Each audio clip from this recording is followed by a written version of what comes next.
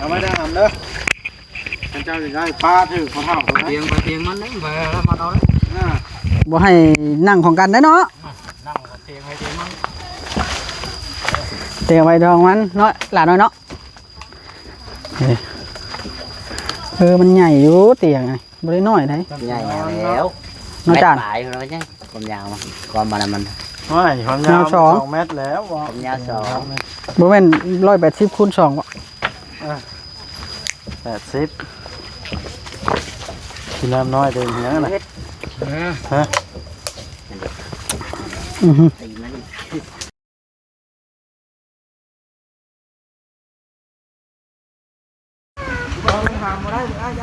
สบายดีอีกเทื่อนึงพี่น้องเนาะนั่งอยู่ที่สถานที่ของเบาคำลาอีกเทื่อนึงพี่น้องเนาะมื้อนี้เบาลีก็มีแนวมาให้เราก็คือเป็นกระเป๋าพายพี่น้องเนาะไว้เราใช้เงินใช้ค้ำใช้ของจำเป็นแล้วเป็นจุลี่เพิ่นบอกพี่น้องเนาะเพิ่นบอกเบาลีแต่เช้าพุ่นแหละแต่ว่านนี่บ่แต่เช้าเบาลีบ่ได้ซื้อว่านนี่นะพี่น้องเนาะลืมติเพราะว่ามันหลายอันซื้อเด้ว่านนี่เราก็เลยลืมแน่เนาะแล้วก็เลยซื้อถุงนึงเนาะกระเป๋าพายเลยก็บ่แพงดอกพี่น้องเนาะมีตั้งแต่200,000ตอนน่ะกระเป๋าเทียบกับตัวนี้บ่ได้ตัวนี้6 ล้านตัวนี้ฮะแล้วก็ชื่ออันเสื้อผ้าเนาะพี่น้องชุดแหละ2 ชุดบอบอสก็ได้2 ชุดเป็นผู้ละ2 ชุดผู้ละเป็นได้ผู้ละ4 ชุดนะบอบอสก็ได้เบาลิก็ได้เนาะเป็นจุลี่ก็แม่กงวลีแหละซื้อบอกให้ซื้อนะเลยซื้อมาพี่น้องซื้อมาเป็นได้ผู้ละลายสุดเพิ่นสีนั่นและบ่บาทนี่เพิ่นสีชักไว้บ่ละบาทนี่พี่น้องแต่ว่าก็ดีเนาะเขาซื้อมาแล้วกับทีมงานกับบ่ซื้อเนาะผู้ใดผู้เพิ่นที่ว่าได้งบประมาณตัวอื่นนะมากับไปซื้อแนวอื่นสมมติว่าทีมงานมีงบมาซื้อเสื้อผ้าคือกันก็ได้เพราะว่าทางเขาซื้อมาแล้วเด้ว่าทีมงานเขานี่เขาสามารถคุยกันได้เลยว่าผู้นั้นได้แนวนี้ผู้นั้นได้แนวนั้นล่ะเขาสามารถเดี่ยงงบประมาณไปได้เลยเนาะแล้วก็เบาลิกันดีใจเนาะที่ได้รับภารกิจแต่ละเทื่อให้เงินให้ค้ำก็ตามพี่น้องเนาะแมนอยู่ว่าให้เงินให้ค้ำเขาก็ดีใจให้การให้งานเขาก็ดีใจคือกันพี่น้องเพราะว่ามันเป็นการต่อยอดเด้เขาสร้างแบบว่าเขามีความดีไปในตัวแล้วก็แมนอยู่ว่าผู้ที่ได้รับบุญสูงสุดผู้ที่ดีที่สุดก็คือ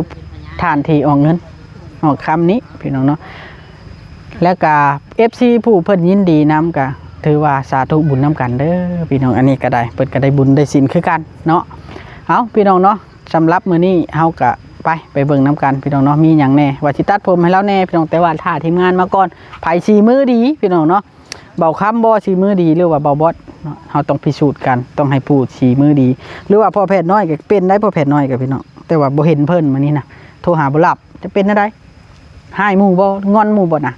พี่น้องสิได้สำรวจกันแล้วแบบนี้ไปพี่น้องไปเบิ่งน้ำกันอีกทีนึงเด้อนี่พี่น้องเบาลิกัดเอารถแก่เตียงมา2 หน้าเติมน้ำมัน300,000ว่านี่เขาก็เติม300,000น้ำมันพี่น้องเลยค่อนข้างจะไกลแน่เนาะเติมน้ำมันนี่เราได้รถมากับเพราะได้ใช้งานได้เบาลิรถมาเพื่อใช้งานอีหลีรอได้ลุยคู่มือรถเบาลินะทางแคบอะไรก็มุ่นเข้าเบาลินะเนาะก็แน่ว่าได้หับภารกิจเพราะว่าเขาซื้อมาเพื่อหับไส้และก็เป็นสะพานบุญให้ผู้รักผู้ใหญ่โดยเฉพาะและก็หับไส้ครอบไส้ครัวเฮานะรถล้างถึงว่ามันสิเป็นมือ2 มือ 3ก็ตามพี่น้องเนาะได้สำนี้ถือว่าเฮาก็ภูมิใจที่สุดดีใจที่สุดแล้วเนาะพี่น้องเนาะเฮาเฮ็ด YouTube มาก่อนหมู่บัดพี่น้องในทีมงานนี่แต่ว่าเฮาได้สำนี้ก็ถือว่าเฮาเก่งแหละในความคิดเฮาถือว่าเฮาเก่ง 100% แล้วเนาะเบิ่งเนาะเอาดิเชือกฟางนี่เอาไว้นั่นได้เอาน้ำผู้ขายเครื่องเลยน้ำพี่น้องเนาะเติมน้ำมันเราได้น้ำกินเสือกฟาง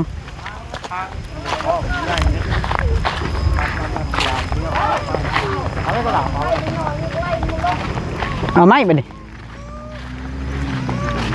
นอนบนไหนล่ะก่อนบนหันบอกคักต้องชั้นคนนั่น ชันไหนเจ้าเขาชัน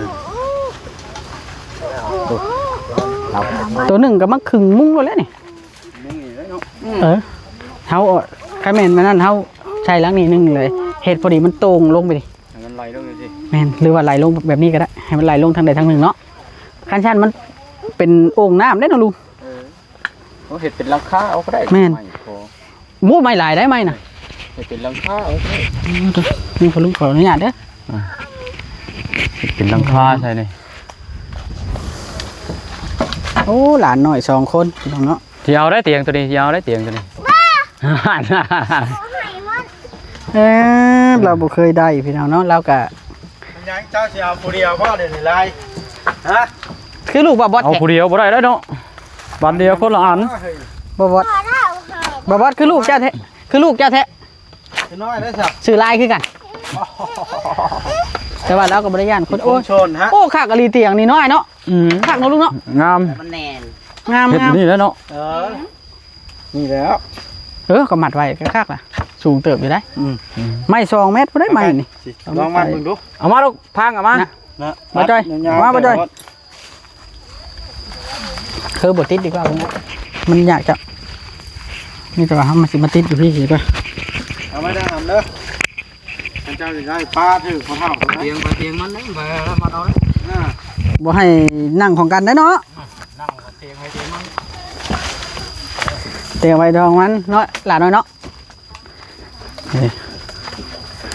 มันใหญ่อยู่เตียงไงบ่ได้น้อยได้ ใหญ่แล้ว น้องจาน ปลายเราใช่ความยาวมันความมัน ไม่ความยาว2 เมตรแล้ว ความยาว2 บ่แม่น180คูณ2บ่ 80กินน้ำน้อยเดินเหี้ยงนะฮะ ตีมัน ครับไป นอนใช้บ่ตัวจะไปนอนเพื่องกับพวกบ้าน บ่ให้นอนไม่เฟือง นอนพี่ นี่เด้ผู้นี้เด้เบิ่งชื่อจะได้ล่ะสบายดีกล้องไงสบายดีกล้องไงดู สบายดี ใช้ผู้น้อยผู้หนึงน่ะผู้ หลานเจ้าบ่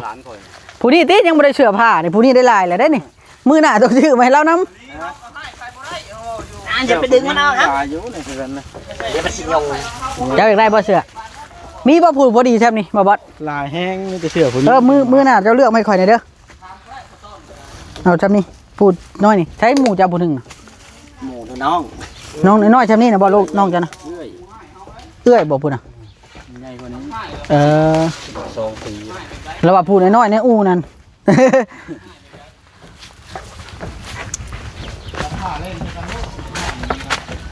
มาบ่จ้อยอันนึงนะ มาบ่าวขอลามาช่วยลุงนี่มาเฮ็ดเลยเฮ็ดช่วยกัน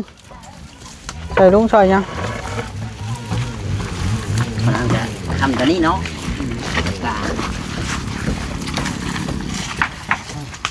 ทางมามัดเอาแล้วเห็นอะไร ใช่ปะมือต้อง จักเว้าเนาะ ใส่รถเพื่อขังทั้งหัว เป็นอันนึงกันไม่มัดก็ได้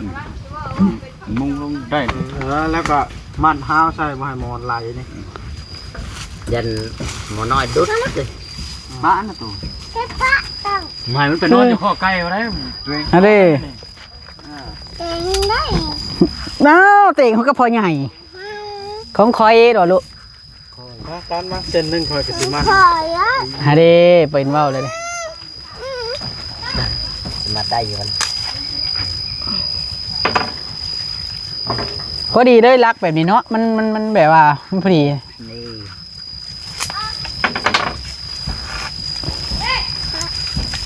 บ่ได้นอนให้ละบาทนี่เนาะ คือนี่ยังบ่อยากขึ้นโพตุกยังบ่อยากขึ้นบ่ เตียงห้านนี่ถือว่าผ่านข่อยสิชื่อเอาเตียงห้านนี่ก่อน งามเนาะ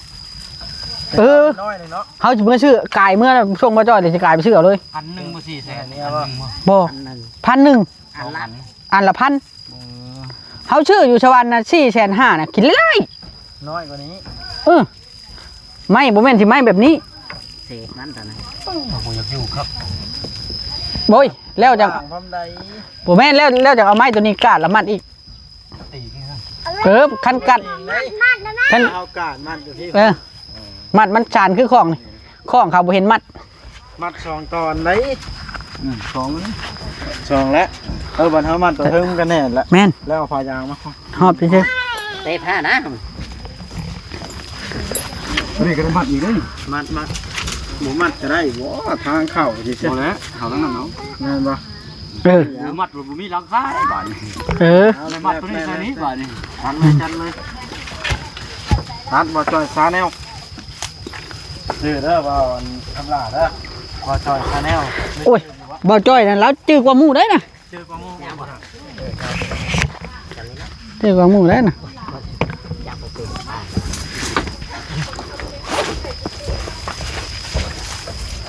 เด้อสัมภาษณ์คนน้อยก็ค่อยอีละชื่อจะได้นะ คือหมอเล็ก น้องมวย มวยเล็ก มาปีหน้ามาทั้งพี่นะบ่าวที่สัมภาษณ์เจ้านี่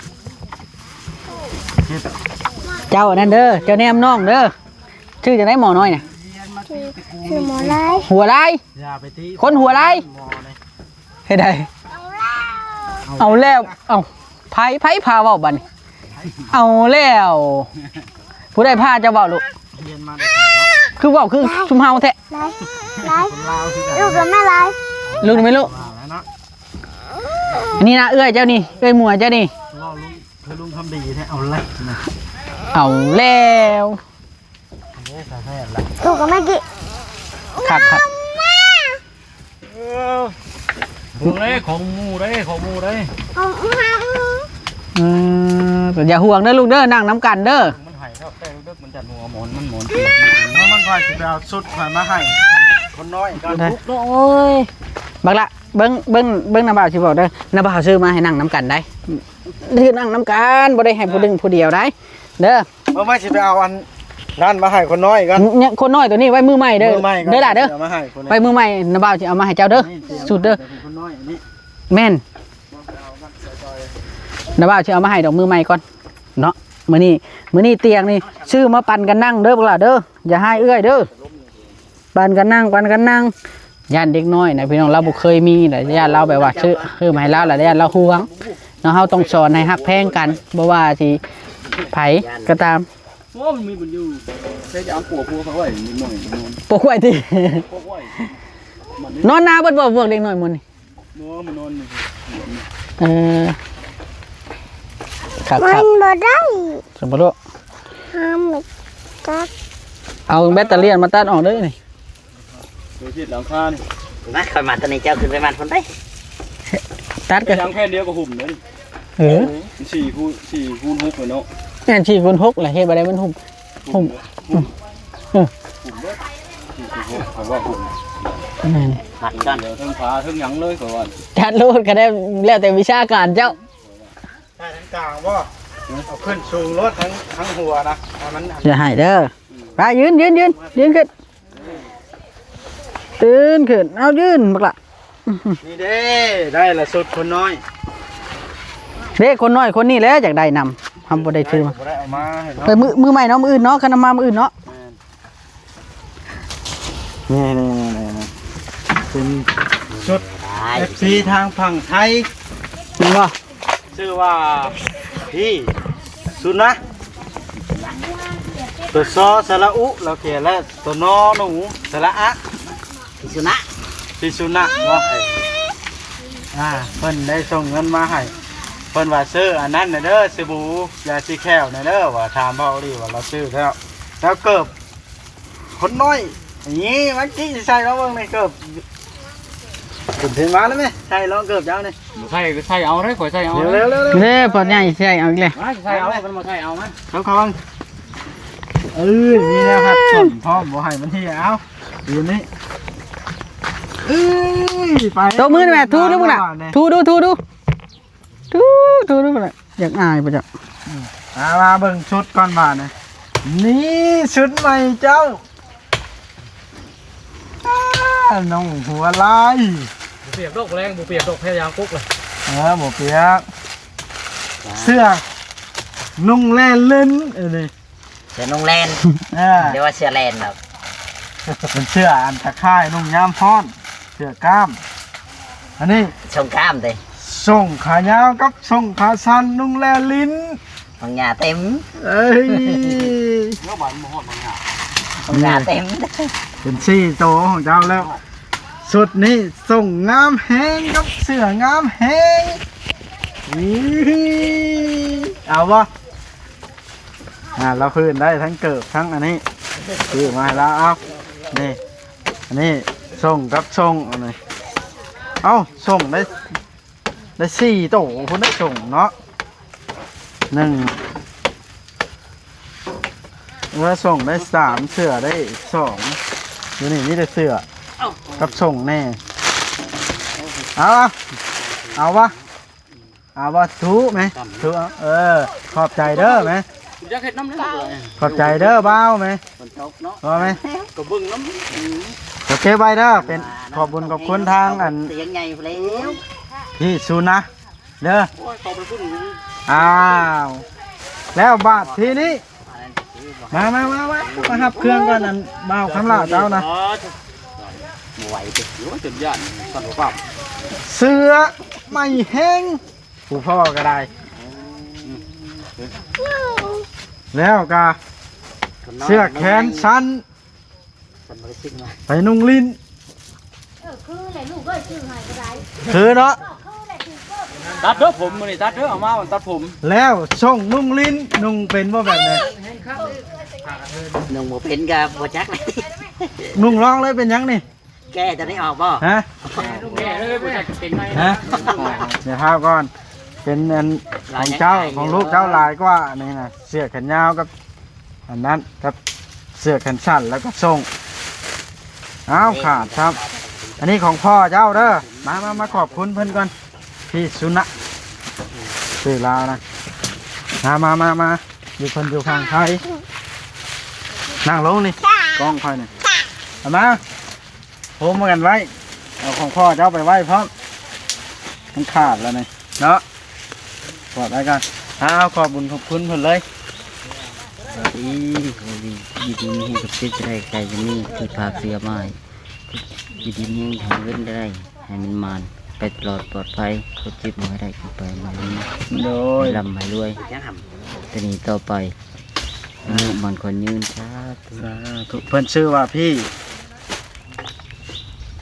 สุนะ สูนะ เพิ่นเขียนคำว่าวันนี้ข่อยก็อ่านบ่เป็นบ่ได้เพิ่นเขียนคำว่าตัวซอโซบ่หรือตัวซอสร้าง แล้วกับตัวนอหนูสระอะภาษาไทยเพิ่นอยู่ฝั่งไทยเพิ่นสงสารเจ้าละนี่แต่ว่า มันยังบ่อ่อนอยู่ มื้อหน้ากับเกิบคนน้อยล่ะพูดได้แล่ลิ้นล่ะได้เกิบโอ้ยหมอนี่เฮ้ย ได้เกิบแล่นไปรถเนาะ thời gian càng anh đấy เอาว่านี่นี่แต่ว่าเจ้าเก็บไว้เด้อ rồi เอาโอเคเด้อเอาพี่น้องไปมอบให้เพิ่นแล้วเอาเฮ็ดเตียงช่วยกันเฮ็ดเตียง เอา ช่วย ตั กั วน อย่าง chạm má này con phải nè กองเจ้าบ่ตัวนี้นี่มีแต่ว่าห้อยไว้ลบคนประเทศตูบแล้วก็มาไว้ตูบนี่แหละเนาะ เอาพยางมาคนมามุง เอาแพ้ยางมาเด้ออันนั้นมาไหมก่อนนะรถสองมาละ mày khả mà năm เจ้าย่างไปแก้แพ้ยางนี่เด้ออ่า คืนนี้ชาติมันเอาคักลูกเอ้ยพอเดียวตุ้มกัน เพื่อนนี่ตุ้มกันเลยหอบแล่นอีก บาดนี้ลูกชายเพิ่นนั่นไปแม่ไปช่วยขนเครื่องมาว่าจะให้ญาติคอยเอา โอ้ จักหมดขนน้องก็พูดยังให้น้ำเครื่องอยู่ จะได้เกิบแล้วแล่นเลยย่างมาเด้อกี้ได้ย่างมาสิเบิ่งนี่โอ้พี่น้องไอ้ผู้ได้เกิบเลยเสียดายบ่ได้ใส่ชุดใหม่นี่ป้าเอาเบิดละชุดใหม่เจ้าบ่ได้เจ้าปานนั้นอันนั้นหาว่าบ่เชื่อ เอาเลยเด้ แล้ว มาไม่กันจะเอาได้ไม่นี่เอาได้ไม่นี่ก็ได้ ค่ะไม่จะ พ่อเอาไม่ก่อนพ่อเอาไม่เด้อ นี่อันนี้ไปน้ำหาเอานะมันเดี๋ยวแล้วเล่นละมันสิเล่นหน่อยได้เกิบมีแนวหัดสนไว้พร้อมบ่ต้องย่ามันที่อ่ะ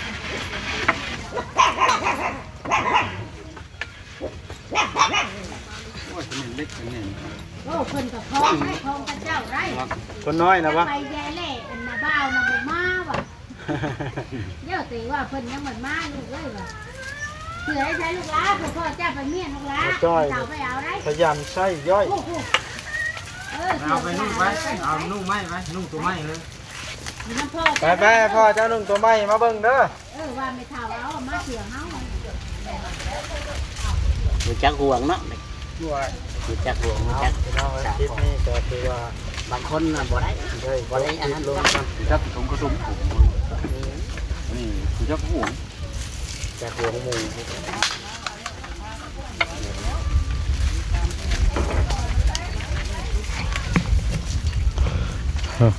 พี่น้องเอ้ยเปล่าลิก็ได้เห็ดตูบนอนนี่มันก็ถือว่าคล้ายกว่านอนกล่องเพืองได้นี่เนาะลุงเนาะมัน แล้ว เอาไฟบัดมาอ้อม นี่มันก็แน่นอันนี้เลยถ้าจานมัดบ่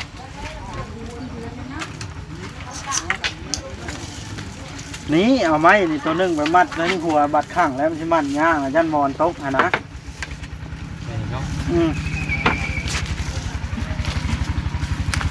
นี่เอาออกมาเลยครับประมัดไว้มอนบัตกเลยยาวเท่านึง จานมันยังสีผา ข้าวเนี่ยนะพอดีนะ4x6เพจางพอดีแผ่นเดียวกวบเลยนะกวบลงเลยกวบได้บ่ได้นะ4x6เนาะโอ้คันกวบได้แห่งดีแล้ว บอกแบบนี้เนาะ ขอว่าได้นะ4x6 ใกล้เคียดใกล้เคียด เราลองเบิ่งนี่แล้วอ้าวไปเอาสุดมาอีกแล้วได้เกิบพันแห้งแลน เอามายังพวกเป็น